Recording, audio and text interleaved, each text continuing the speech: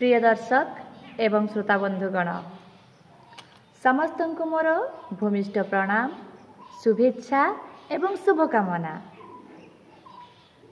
आज मु डॉक्टर पूजाराणी घोष ओडिशार जनाशुना सुसाहित्यिक कवि सौरभ कैलाश चंद्र बेहेरा लेखनी नहीं आसी गोटे सुंदर गीति कविता जार शीर्षक हेउची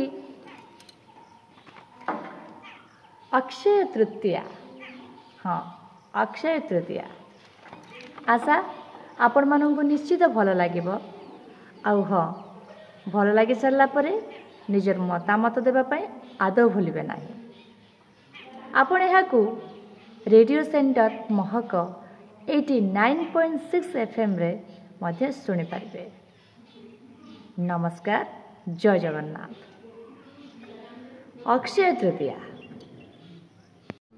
संस्कृति संपन्न आम भारतर रहिछि अनेक पर्व पुरुषानुक्रमे पालंती सभिए से तो आमरी गर्व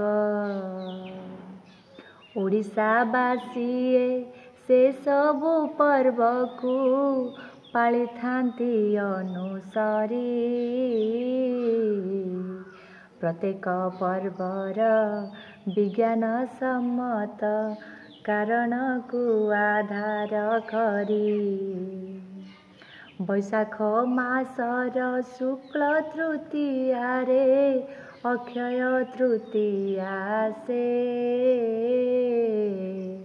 चाषी भाईंकर मनरे हरस भल फसल मनासे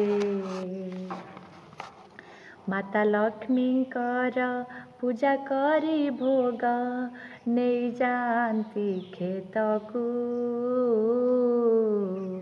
ईशान्य कोण रे पोति थांती ताकू धरा संतुष्ट हेबाकू परशुरामंकर जन्मदिन पुणी गंगाधरा अवतरण बलराम आउ रेवती विवाह हुए आज दिने जान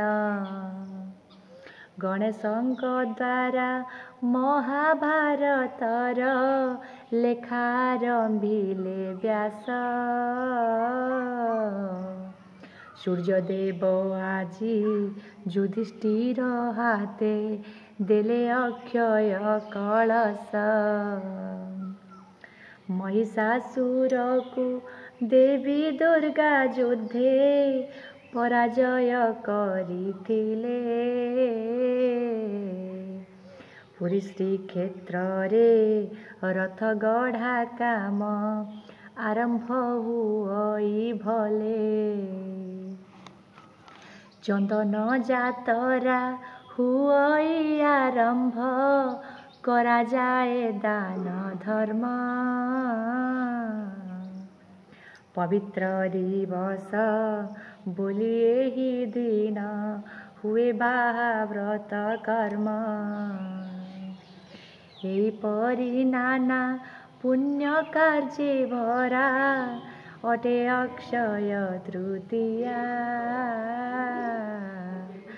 भक्ति भावरे पूजार्चना कले हुए ठाकुरंक दया हुए ठाकुरंक दया।